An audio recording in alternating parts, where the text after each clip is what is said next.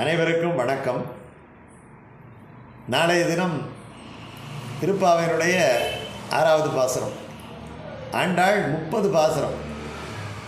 ஒரு ஆரஞ்சு சுளையில் 30 சுளை இருந்தால் எப்படி இருக்கும்? நான் ஆரஞ்சு 30 இல்லையா? ஒரு ஆரஞ்சு பழமாட்டம் திருப்பாவை, அதை மனசில் வச்சுருக்கணும். 6 பகுதிகளாக 5 பாசுரத்தை கொடுக்குறார். மொதல் 5 பாசுரத்தில் பகவானுடைய பல்வேறு நிலைகள். அந்த நிலைகள் என்ன? பரத்துவம், நாராயணனே நமக்கே பறை தருவான். வியூகம், பார்க்கடலில் பையத்துயின்ற பரமன் அடிபாடி. அப்புறம் விபவத்துக்கு வந்தா ஓங்கி உலகளந்த உத்தமன். அப்புறம் அந்தர்யாமித்துவம். இப்படி 5 நிலைகளையும் அவள் பாடினாள். இப்போது அது ஒரு 5, ஒரு பார்ட்டு. 6 ஒரு சொலாது, ஒரு பகுதி. அடுத்த பகுதி 6வது பாட்டிலே ஆரம்பித்து 15வது பாட்டு வரைக்கும் 10 பாட்டு. அந்த 10 பாசுரத்திலேயும் 10 பாகவதர்களை, 10 அடியார்களை, உசாத்துணையாக இருக்கக்கூடியவர்கள் எந்த இடத்துல பகவான் இருப்பான் அப்படி என்று சொன்னால், பக்தர் பாகவதை சக, பக்தர் பாகவதை, பக்தர்கள் கூடயும் பாகவதர்களுடையும் தான் பகவான் இருப்பார் அப்படின்னு சொல்கிறதால 10 பாகவதர்களை கூட்டிக்கிட்டு போனால் பகவானை ரொம்ப எளிதாக அடைந்து விடலாம். இது ஆண்டாள் நமக்கு சொல்கிறது. நம்ம எந்த இடத்துல இருக்கணும்? பாகவதர்களுடைய சத்சங்கத்தில் இருக்கணும். பாகவதர்களுடைய சத்சங்கம் கிடைக்குமா? கிடைக்கவே கிடைக்காது. அப்போ அந்த பாகவதர்கள் கொஞ்சம் கொஞ்சமாக ஒரு வீடாக போயிட்டு, அது மட்டும் கிடையாது, ஒரு யூனிட்டி, இது வந்து ஒரு கூட்டு பிரார்த்தனையை நமக்கு சொல்லி தந்தவள் ஆண்டாள். ஒரு தனியாக சாப்பிடக்கூடாது. பகவத் பக்தி விஷயம் நம்முடைய இந்த மதத்தினுடைய அடிப்படை கோட்பாடே அப்படி தானே. கோயிலில் யாராவது தனியாக போய் நான் மட்டும் போய் கும்பிட்டுட்டு வருவேன்னுட்டு போகிறாங்களா? எந்த உற்சவம் இருக்கட்டும், லட்சக்கணக்கான பேர், கோடிக்கணக்கான பேர் எல்லாரும் சேர்ந்து கோவிந்தா போகிறோம். அது எத்தனை சந்தோஷமான விஷயம், எத்தனை சந்தோஷமான விஷயம். அதை நமக்கு சொல்லித்தந்தது யார்? அதை நமக்கு சொல்லித்தந்தது ஆண்டாள் நாச்சியார். தனியாக போகக்கூடாது, 10 பேரை சேர்ந்துக்கிட்டு போகணும் இல்லையா? அதில் இன்னொரு விசேஷம் இருக்குது. யாராவது ஒருத்தவருக்காவது பகவான் அருள் தருவார் இல்லையா? அந்த அருள் நம்ம எல்லாருக்கும் கிடைக்கும் இல்லையா? நல்லார் ஒருவர் உளரே அவர் பொருட்டு எல்லாருக்கும் பெய்யும் மழை அப்படின்ட்டு சொல்லியிருக்கிறாங்க இல்லையா? அப்போ எல்லாரையும் கூட்டிக்கிட்டு போகணும். அது மட்டும் கிடையாது, எல்லாருமே பாகவதர்கள் தான். எல்லாரையும் நாம் அனுசரிக்க வேண்டும். ஒவ்வொருத்திக்கும் ஒவ்வொரு சிறப்பு உண்டு. இதில் பார்த்திங்கன்னா தூங்குகின்றவர்களை எழுப்புகிற மாதிரி வரும். அது என்ன தூங்குறது? அதனால் எழுப்புறது. அப்போ எழுத்தவர்கள், விழித்து கொண்டவர்கள், தூங்குகிறவர்கள் சோம்பேறித்தனமாக இருக்கிறாங்கன்னுட்ட அர்த்தம் அப்படி கிடையாது. பக்தியில் பார்த்திங்கன்னா பலவிதமான பக்தி இருக்கும். சில பேர் அப்படியே கண்ணை மூடிக்கிட்டு ஜபம் பண்ணுவாங்க. சில பேர் பார்த்திங்கன்னா பகவான் சன்னதிக்கு முன்னாடி ஆனந்த கூட்டாடுவாங்க. சில பேர் அப்படி இப்படி அசையாமல் ஒரு இடத்துல உட்காந்துருப்பாங்க. பக்தியை வெளிப்படுத்துகின்ற விதமே ஒவ்வொரு விதமாக இருக்கும். அந்த மாதிரி ஒரு பெண் தனியாக உட்கார்ந்து பகவானை அனுபவித்து கொண்டிருக்கிறாள். இன்னொருவர் எழுந்து பகவானை பார்க்க வேண்டும் என்கிற ஆனந்தத்திலே ஒவ்வொரு வீடாக சென்று உசாத்துணையாக மற்ற பாகவதர்களையும் சேர்த்து கொண்டு பகவானை சந்திப்பதற்காக சொல்லுகின்றாள். இப்படி 2 நிலைகள் இருக்குது.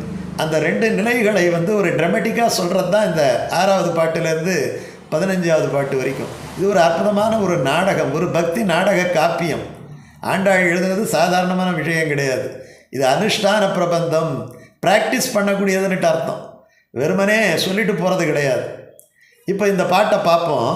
ரொம்ப எளிமையான பாட்டு. புள்ளும் சிலம்பினகான் புள்ளரையன் கோயில் வெள்ளை வெளிசங்கின் பேரரவம் கேட்டிலையோ, பிள்ளாய் எழுந்திராய் பேய்முலை நெஞ்சுண்டு கள்ளச்சகடம் கலக்கெழிய காலோச்சி உள்ளத்து கொண்டு முனிவர்களும் யோகிகளும் மெல்ல எழுந்து ஹரியென்ற பேரரவம் உள்ளம் புகுந்து குளிர்ந்தேலோரம்பாவாய். என்ன அழகான பாட்டு பாருங்கள். ஒரு விடியலின் காட்சியை மிக அற்புதமாக சித்தரிக்கிறார். ஃபோட்டோகிராஃபி ஆட்டம். நீங்கள் ஆண்டாளுடைய திருப்பாவை படிக்கும் பொழுது எத்தனை விஷயங்கள் நம்ம தெரிந்து கொள்ளுகிறோம். நீங்கள் அந்த விடியகால வேளையில் இந்த பாட்டையும், அந்த விடியகால வேளையில் இருக்கக்கூடிய அந்த சூழல் இருக்குது இல்லையா? வீட்டில் வாசப்படியில் வந்து உட்கார்ந்துக்கிட்டால் அந்த பறவைகளுடைய ஒலி, அந்த மெல்ல விடுந்தும் விடியாத அந்த இளம் காலை பொழுது, அப்பொழுது நமக்கு கேட்கின்ற பல்வேறு விதமான ஒலிகள், இதமான குளிர், அந்த சூழல் எல்லாத்தையும் பிரதிபலிக்குது. எங்கேயோ ஒரு கோயிலில் இருந்து ஒரு சுப்பிரபாதமோ ஒரு திருப்பாவையோ ஏதோ ஒன்று காதில் வந்து விழுது இல்லையா? இத்தனை விஷயங்களும் இந்த பாசுரத்திலே இருக்கும் பொழுது நம்ம ஒரு திரைப்படம் பார்க்கின்ற ஒரு உணர்வு, ஒரு பக்தி காவியம் பார்க்கின்ற ஒரு உணர்வு, அந்த உணர்வு தானாக வந்துடுது இல்லையா? அப்படி தானாக இந்த உணர்வு, அதாவது நம்ம பார்த்தோம்னா அந்த ஆண்டாளுடைய காலத்துக்கே போய்டும் அந்த பாட்டை பார்க்கும்போது. இந்த இடம் பார்த்திங்கன்னா அப்படியே திருவாய்ப்பாடியாக மாறிடுது. இளம் காலை பொழுது, மார்கழி குளிர், அந்த கோயிலுடைய மணி ஓசை, பறவைகளுடைய ஒலி எல்லாம் சேர்ந்து ஆண்டாளோட நம்மளும் அப்படியே கூடவே திருப்பாவை பாடிக்கிட்டு போகிற மாதிரியான ஒரு உத்வேகம், ஒரு உணர்வு அப்படி ஏற்பட்டால் அந்த திருப்பாவை நம்ம ஒழுங்காக படிக்கிறோம்னுட்டு அர்த்தம். அப்படி யாருக்காவது ஏற்பட்டிருக்கா அப்படின்னு சொன்னால் ராமானுஜருக்கு ஏற்பட்டிருக்கே, அதனால தான் அவருக்கு திருப்பாவை ஜீயர் அப்படின்ட்டு பேர். அவர் அந்த காலத்திலே போயிட்டார். தேவகி பிராட்டி இல்லையா, இல்லாட்டி அந்த அத்துழாய் பெரிய நம்பிகளுடைய பெண் அல்லது திருக்கோட்டிய நம்பிகளோட பெண், 2 விதமாக சொல்கிறாங்க. அந்த விஷயம் யாருங்கிறத நம்ம இப்போ ஆராய்ச்சி பண்ண வேணாம். ஒரு பெண் குழந்தை வளையலோசையோடு திறக்கும்போது சாட்சாத் அந்த யார் நப்பின்னை பிராட்டியே வந்து திறக்கிற மாதிரி அப்படி ஒரு காலத்துக்கு போயிட்டார் இல்லையா. அப்போ அப்படி இருக்கணும், அப்படி சிந்தணும். அந்த மாதிரி திருப்பாவை, அதாவது அந்த கவித்துவம் என்பது அப்படி எடுத்துக்கிட்டு போகணும். இப்போ இந்த பாட்டில் என்ன சொல்கிறா, புள்ளும் சிலம்பெனகான், உள்ள ஒரு பெண் படுத்துக்கிட்டு இருக்கிறா, வெளியிலேருந்து இவங்கெல்லாம் அவளை கூட்டிக்கிட்டு நம்ம இந்த நோன்புக்காக போக வேண்டும் என்பதற்காக கதவை தட்டி எழுப்புகிறார்கள். யாரையும் விட்டுட்டு போகக்கூடாது, எல்லாரும் சேர்ந்து எல்லாருக்கும் கிடைச்சாதான் அது நிறைவான விஷயம். முன்னாடி போய் நமக்கு மட்டும் கிடச்சிடுச்சேன்னுட்டு உலகியல் விஷயமும் சரி ஆன்மீக விஷயமும் சரி நினைக்கக்கூடாது. எல்லாரும் கலந்து பரிமாற வேண்டும், எல்லோரும் கலந்து ஒரு விஷயத்தை செய்ய வேண்டும் அப்படிங்கிற வாழ்வியல் உண்மையும் இதில் இருக்குது. நமக்கு வாழ்கிறதுக்கான வழிகளையும் திருப்பாவை சொல்லித்தருதுங்கிறத நம்ம மறக்கக்கூடாது. இப்போ இதில் என்ன சொல்கிறா, புள்ளும் சிலம்பெனகான், புள்ளெல்லாம் சிலம்பின. அப்படியே பரப்புறதுக்கு முன்னாடி கட கட கடன்னு அந்த ரெக்கை அடிக்குதான், சிலம்புதல், புள்ளும் சிலம்பின. உடனே இவ கேட்குறா, உள்ளே இருக்கிறவ கேட்குறா, அடி போங்கடி புல்லாவது இல்லாவது, இந்த நீங்கள் இருக்கிற ஊரில் காலையில் நோன்பு நோக்கிறதுக்கு 12 மணிக்கு வந்து கதவை தட்டுற மாதிரி நீங்கள் இருக்குது. நீங்கள் இப்படி இருந்தீங்கன்னா உங்கள் ஊரில் இருக்கிற இந்த பறவைகள் மட்டும் என்ன பண்ணும், அது மட்டுமா தூங்க போகுது, அதுவும் அத்த ராத்திரியில் எதிர்த்து ஏதாவது சத்தம் போட்டுக்கிட்டு இருக்கோம் இல்லையா. அதாவது இந்த மாதிரி பாகவதர்கள் இருக்கிற ஊரில் அந்த புல் அப்படின்னு சொல்லக்கூட பறவைகள் கூட சரியாக தூங்காதான். புல்லும் சிலம்பின, விடிய காலைக்கு ஒரு அடையாளம் சொன்னால் இந்த புல், இந்த பறவைகளெல்லாம் தவறாக ஒலியெழுப்புகின்றன. நீங்கள் எல்லாம் ஏந்திச்சு இது இருக்கிறத இப்படி அகாலத்தில் ஏந்திச்சு வர்றதை பார்த்துட்டு அந்த பறவைகள் கூட தாங்களே, ஏன்னா பறவை ஒலியை பார்த்து மனிதர்கள் எழுப்ப போக இப்போ நீங்கள் எழுந்ததை பார்த்து பறவைகள் ஆகா விடிஞ்சிடுச்சு போல இருக்குது, நம்ம தான் கொஞ்சம் செத்த நேரம் கூட தூக்கிட்டோம் போல இருக்குன்னு நினச்சிக்கிட்டு ஒலி எழுப்புதோ என்னவோ சொல்கிற மாதிரி இருக்குது இல்லையா. நம்பர் 1. நம்பர் 2, புல்லும் சிலம்பின, அந்த உண்மை இருக்குது இல்லையா, அது அற்புதமான விஷயம். இந்த பறவை கூட விழிச்சிடுச்சு, இந்த மனுஷன் விழிக்காமல் இருக்கிறானே. பறவைகளுக்கு இருக்கக்கூடிய விழிப்புணர்வு மனிதர்களுக்கு இல்லாமல், பறவைகள் காலத்தை உணர்வன, நீ உன் காலத்தை உணர்வதற்கு தவறுகிறாயே அப்படின்ட்டு ஒரு அர்த்தம் வருது இல்லையா. புல்லும் சிலம்பின, சரி நீ இந்த புல்லும் சிலம்பின நம்ப மாட்டேங்கிற, நாங்கள் எழுந்ததை பார்த்து அந்த பறவைகள் எழுந்த மாதிரியே இருக்கட்டும், அதை விடு. இன்னொன்று நாங்கள் சொல்கிறோம், புல்லும் சிலம்பின, புல்லறையன் கோயில். புல் அரையன், புல்லன்னா பறவை, அரையன்னா தலைவன். புல்லுக்கு தலைவன் யார், கருடாழ்வார். பறவைகளுக்கு தலைவன், பறவைகளுக்கு ராஜா இல்லையா, புல்லறையன் கோயில்.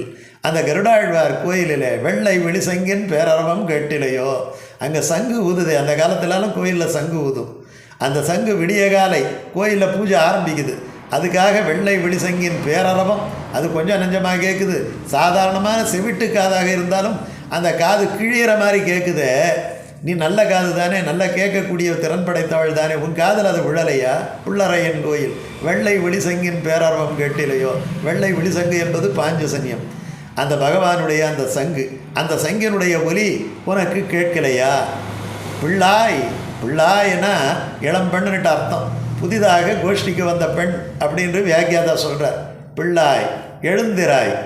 உடனே அந்த பாகவதத்தில் இருக்கிற கதையை சொல்கிறார். பேய்முலை நஞ்சுண்டு, பேய்முலை, பேய்முலைன்னா என்ன, கண்ணன் முதல்ல சந்தித்த மிகப்பெரிய எதிரி யார், த ஃபஸ்ட் எனிமின்னு சொல்லுவாங்க. தாயாக வந்த பேய், தாயாக வந்த பேய் பூதனை. அந்த பூதனையினுடைய முளைப்பால் நெஞ்சு உண்டு இல்லையா. முதல்ல கொல்றதுக்காக கம்சன் அனுப்பின ஆள் யாருன்னு சொன்னால் ஒரு பெண், பேய்ப்பெண், தாய் வடிவில் வந்த பேய்ப்பெண் பூதனை. அந்த பூதனையின் நெஞ்சுண்டு. கள்ளச்சகடம் கலக்கழிய காலோச்சி, யசோதை கொண்டு போய் ஒரு சகடத்தில் ஒரு வண்டியில் கொண்டு போய் கட்டுறா, வண்டி சக்கரத்தில் கட்டுறா. அந்த வண்டி சக்கரத்தில் பார்த்தா ஒரு அசுரன் ஆவேசிச்சிருக்கிறான், சகடாசுரன் 2 பேர். அந்த சகடாசுரனை பகவான் எட்டி இளம் பிஞ்சு காலால் உதைக்கிறார். அதோடு அவனுடைய ஆயுசு முடிஞ்சு போயிடுது. கள்ளச்சகடம் கலக்கழியனா அந்த அசுரன் செத்தது பெருசு கிடையாது, இந்த காலால் உதைத்த உதையினுடைய வலிமை இருக்குது இல்லையா, அது அவனை கிடுகிடுன்னு நிலைகுலைய செய்தது. அதாவது ரொம்ப கஷ்டப்பட்டு செத்து போனான் அவன். கள்ளச்சகடம் கலக்கழிய கால் வச்சுன்னு ஓங்கி அடிச்சான்னுட்டார், கால் வச்சு. சரி, எப்படி 2 பாகவதத்தினுடைய அந்த புராண வரலாறுகளை சொன்னேன். கள்ளச்சகடம் கலக்கழிய கால் வச்சு, வெள்ளத்து அரவில் உறங்குவான் போல் யோகு செய்யும் பெருமாள், என்ன பண்ணலாம் இந்த லோக ரட்சணத்துக்கு அப்படி என்று சொல்லி வெள்ளத்தரவன்னா பார்க்கடல், பால் வெண்மையாக இருக்கும் இல்லையா, வெள்ளத்தரவில் துயிலமர்ந்த வித்துன்னா ஒரு அவதாரத்தினுடைய விதை. இந்த ரொம்ப அழகாக ஆச்சாரியர்கள் சொல்கிறார்கள், அவதாரத்திற்கான நாற்றங்கால் இந்த பார்க்கடலைங்கிறாங்க. நான் நாற்றங்காலில் இருந்து நாற்று தான் எடுத்து வெளியில் நடுவாங்க. அந்த மாதிரி ராமாவதாரம் எடுக்கலாமா, கிருஷ்ணாவதாரம் எடுக்கலாமா, இல்லை அம்சாவதாரம் எடுக்கலாமா, இல்லை என்ன அவதாரம் எடுக்கலாம் அப்படிங்கிறதற்கான நாற்றங்கால் இது அந்த வியூகம். வெள்ளத்தரவில் துயிலமர்ந்த வித்து ஆதி மூலம், ஆதி காரணம், எல்லாத்துக்கும் ஆதி மூலமாக இருக்கக்கூடிய ஜெகத் புக்தி பீஜம். ரொம்ப அழகான வார்த்தையை சொல்கிறார் ஆழ்வார் பாடும் பொழுது. முதல் தனி வித்தேயோ அப்படின்ட்டு நம்ம ஆழ்வார் பாசுரம் இருக்குது. அப்படிப்பட்ட இந்த நாற்றங்காலிலே இருக்கக்கூடிய அந்த பெருமான் எங்கே இருக்கிறான், அதை கொண்டு போய் தன்னுடைய மனசில் வச்சுக்கிட்டு இருக்கிறாங்க.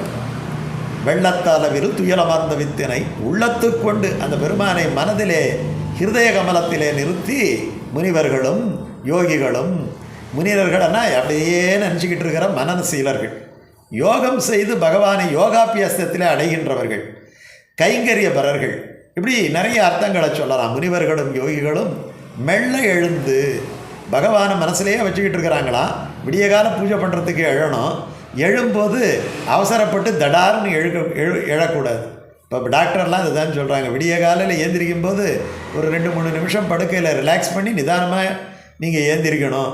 இல்லாட்டி போனால் அந்த விடிய காலை நேரத்தில் நீங்கள் சடக்குன்னு ஏந்திரிச்சிங்கன்னா படக்குன்னுட்டு ஹார்ட் அட்டாக் வந்துடும் அப்படின்ட்டு டாக்டர்ஸ் எல்லாம் அட்வைஸ் பண்ணுறாங்க. இந்த அட்வைஸ் இப்போ எல்லாம் டாக்டர் பண்ணுறாங்க.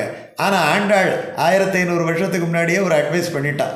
வெள்ளத்தாளவில் துயிலமர்ந்த வித்தினை உள்ளத்து கொண்டு முனிவர்களும் யோகிகளும் மெல்ல எழுந்து ஹரி என்ற பேரரவம் சொல்கிறாங்களாம்.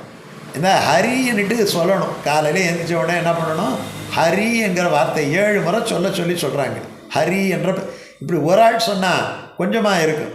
10 பேர் 20 பேர் 100 பேர் 1000 பேர் 1,00,000 பேர் சொன்னால் அது நேராக அந்த பகவானுக்கே போய் கேட்கும். ஆயர்பாடி முழுக்க இதே சப்தம் தானே. ஹரி என்ற பேரரவம், ஹரிர் ஹரதி பாபானி, பாபங்களை எல்லாம் அறுக்கக்கூடிய நாமம் இந்த ஹரிநாமம். அதனால் இந்த ஹரி என்கிற நாமம் பாபத்தை தொலைத்துவிடும். நம்ம எதுலேயும் ஜெயிக்காமல் இருக்கிறதுக்கு காரணம், எதுலேயும் ஈடுபடாமல் இருக்கிறது, நல்ல விஷயத்தில் ஈடுபடாமல் தடுக்கிறது எது? பாபம். விவேகானந்தர் சொல்லுவார், ஒரு பொருள் என்பது நல்லதோ கெட்டதோ என்பது எதை வச்சுக்கிட்டு தீர்மானிக்கணும் அப்படின்னு சொன்னால் அந்த பொருள் எப்படி பயன்படுது அப்படி என்பதை வைத்துக்கொண்டு தான் தீர்மானம் பண்ண வேண்டும்.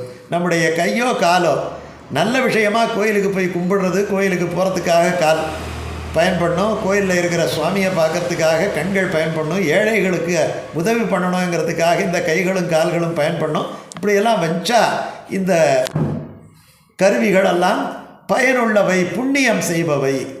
இதே விஷயம் தப்பாக போயிடுச்சுன்னா பாபம் செய்தவை. அப்போ பாபம் புண்ணியம்ங்கிறது கைகாலில் கிடையாது. இந்த கைகால் வச்சுக்கிட்டு என்ன செய்கிறோங்கிறதுல தான் இந்த பாபமோ புண்ணியமோ இருக்குது இல்லையா? அதனால் உள்ளத்து கொண்டு முனிவர்களும் யோகிகளும் மெல்ல எழுந்து ஹரி என்ற பேரறமும் உள்ளம் புகுந்து குளிர்ந்தேன் ரொம்ப. இந்த ஹரிநாமம் வந்துட்டாலே உள்ளத்தினுடைய தாபம் போயிடும். மார்கழி மாதம் கொஞ்சம் குளிராக இருக்குது, அதனால் வெளியில் இருக்கிற தாபம் எல்லாம் போயிடும். ஆனால் மனசில் இருக்கிற தாபம் போகணுமே.